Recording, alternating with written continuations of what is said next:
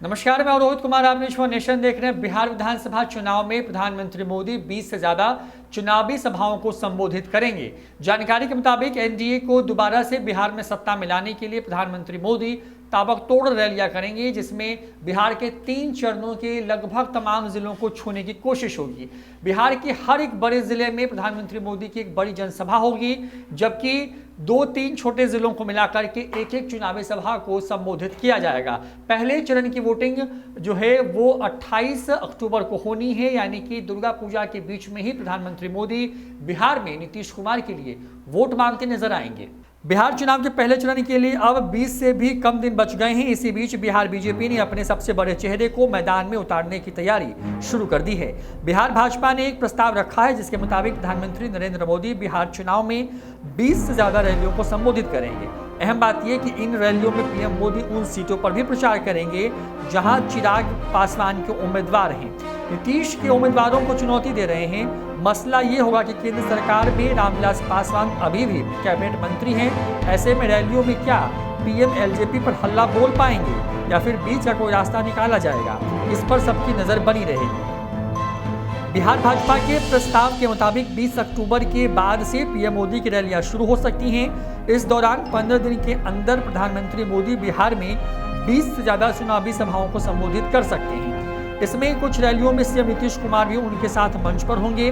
BJP के घोषणा पत्र के जारी होने के बाद ये रैलियां शुरू हो सकती हैं। जदयू के सीट बंटवारे की व्यवस्था के तहत पीएम की रैलियों को उन क्षेत्रों में भी कराया जा सकता है जहां जेडीयू उम्मीदवार मैदान में हैं। बड़ी वजह यह है कि जहां जहां जेडीयू ने उम्मीदवार उतारे हैं वहां एलजेपी भी विरोध में कैंडिडेट खड़े कर रही है। जाहिर है कि पीएम मोदी की रैली से जेडीयू भी एलजेपी को सीधा जवाब देना चाहती है। इससे बीजेपी और जेडीयू में एकता का संदेश देने की भी कोशिश होगी। पीएम की रैलियों में बीजेपी और जेडीयू दोनों दलों के उम्मीदवार भी मंच पर रहेंगे। पीएम मोदी ने पिछले बिहार चुनाव में रिकॉर्ड 31 रैलियां की थी, जब भाजपा ने राज्य में अकेले चुनाव लड़ा था।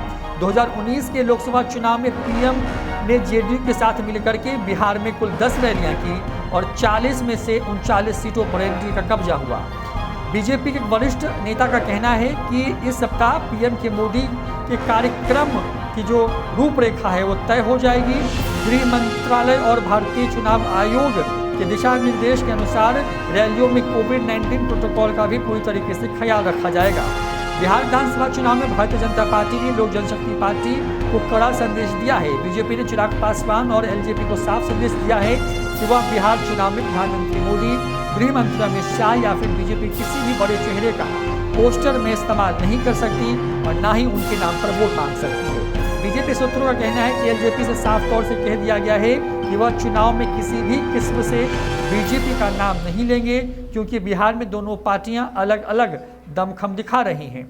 एलजेपी ने कहा है कि उनकी पार्टी के किसी बैनर, पोस्टर या भाषण में पीएम मोदी और बीजेपी का नाम नहीं लिया जाना चाहिए। जाहिर तौर पर प्रधानमंत्री मोदी अगर 20 सभाओं को बिहार में संबोधित करते हैं, 20 चुनावी रैलियों को संबोधित करते हैं, तो उसका मतलब ये समझा जाना चाहिए कि लगभग हर बड़े जिले में प्रधानमंत्री मोदी होंगे। जाहिर तौर पर वो एनडीए प्रत्याशियों के लिए वोट मांगते नजर आएंगे। इसके साथ साथ गृह मंत्री अमित शाह, राजनाथ सिंह के साथ साथ जेपी नड्डा के भी बिहार में छोटे बड़े कुल सभाओं को जोड़ दें तो करीब 100 के आसपास में चुनावी सभाएं प्रस्तावित की गई हैं। फिलहाल इतना ही। देखते रहिए न्यूज़ फॉर नेशन। नमस्कार।